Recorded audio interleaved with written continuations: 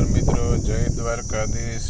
દેખો આજ આપણે જો અત્યારે એક ભેંસને એબોર્શન થઈ ગયેલું હતું અત્યારે એની આપણે પ્લેસેન્ટા રિમૂવ કરવા આવ્યા છીએ, એટલે કે ઓર કાઢવા માટે આવ્યા છીએ।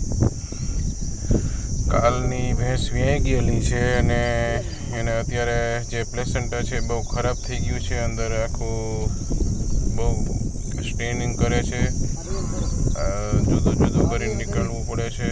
જો તમે જોઈ શકો છો ભેંસને 8.5 મંથ એટલે 8 મહિનાનું પ્રેગ્નન્સી હતી, પણ અત્યારે આ હીટ સ્ટ્રોકના હિસાબે એનિમલ એબોર્ટ થઈ ગયું છે। એટલે ખાસ કરીને જાનવરોને અત્યારે પાણીની અને છાંયડાની વ્યવસ્થા તમારે ખાસ કરવી જોઈએ, કારણ કે નકર અત્યારના સમયમાં અત્યારે હીટ સ્ટ્રોકના હિસાબે આ એબોર્શન થવાના ચાન્સ રહે છે, પ્લસ મિલ્ક પ્રોડક્શન પર પણ અસર થતી હોય છે।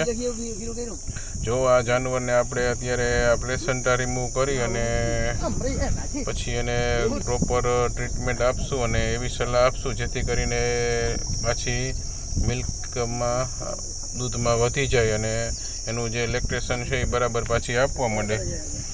અત્યારે એને 8.5 મહિના થઈ ગયા છે ને જો અત્યારે થોડું થોડું કરીને આપણે નીકળશું ને પછી આપણે એને જે પ્રકારની ટ્રીટમેન્ટ થાય એ પ્રકારની એન્ટીબાયોટિક, એન્ટી ઇન્ફ્લામેટરી ને એવી રીતે બધું એને આપશું અને પ્રોપર જે કેર ફીડિંગની અને પાછળથી જે ઓરલી જે ડ્રગ આપવાની હોય છે એ પ્રમાણે આપણે એને કહેશું।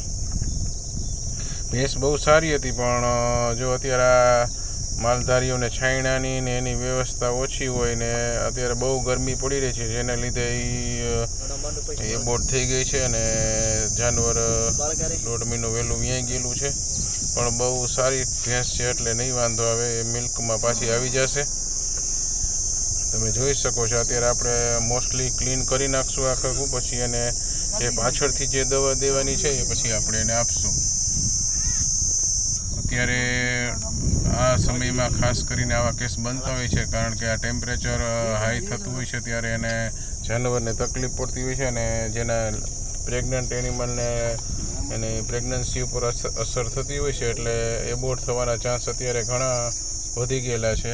કારણ કે આ હીટ વેવના હિસાબે જે ટેમ્પરેચર અત્યારે નોર્મલ હોવું જોઈએ એના કરતાં પણ 2-4 ડિગ્રી વધારે હોય છે, એટલે આ પ્રોબ્લેમ ખાસ કરીને થતા હોય છે। પ્લસ થોડા જાજુ એને પાણીના પ્રોબ્લેમ પણ હોય છે, એટલે પણ આ થતું હોય છે। તમે જોઈ શકો છો આ જાનવરને, જો આપણે જે પ્રોપર વે ઉપર રિમૂવ કરી રહ્યા છીએ, કંઈ પણ ડેબ્રિસ મટીરિયલ અંદર રહેવા નહીં દે, ખાસ કરીને સાફ કરશું બધું અને જે અંદર યુરિયા ટાઈપ ડ્રગ્સ છે એ અંદર મૂકશું, એટલે ક્લીન જે કાંઈ થોડા જાજુ અંદર રહી ગયેલું હોય એ ક્લીન થઈ જાય। પ્લસ ક્લોસ્ટેનોલ ઇન્જેક્શન આપશું અને antibiotic, anti inflammatory plus nervine tonic પણ આપશું, જેથી કરીને જાનવર ખાવા પીવામાં સારું રહે। તમે જોઈ શકો છો અત્યારે આપણે એન્ટીબાયોટિક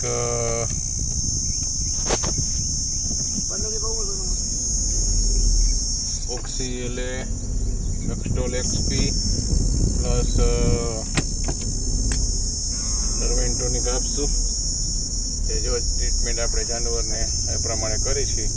તો મિત્રો, મારી ચેનલને લાઈક કરો, શેર કરો, સબસ્ક્રાઈબ કરો અને માહિતી બને ત્યાં સુધી બધાને આપો કે આ પ્રકારની ટ્રીટમેન્ટ એમાં જરૂરી છે, તો આપણે માલધારીઓને પણ ફાયદો થાય અને સારી ટ્રીટમેન્ટ બધાને મળી રહે, જેથી કરીને એનિમલ ડિસ્ટર્બ ન થાય। પ્રોપર વે ઉપર એન્ટીબાયોટિક અને જે દવા આપવી પડે, જે પાછળથી જે એની કેર લેવી પડે એ પ્રમાણે આપણે કરીએ તો ખાસ કરીને આવું જાનવર બહુ ડિસ્ટર્બ ન થાય અને જે પાછળની વખતે બીજી વખતે પણ જે રિપીટ બ્રીડિંગના કે એવા કેસ બનતા હોય, જો પ્રોપર સારવાર ન થાય તો એ ઓછું બને અને ખાસ કરીને ન બને। જો એને પ્રોપર એન્ટીબાયોટિક ને એવું તમે ટ્રીટમેન્ટ આપો તો એ જાનવરને એવું ઓછું થાય એમ કે ન થાય એમ, સારી સારવાર થાય તો।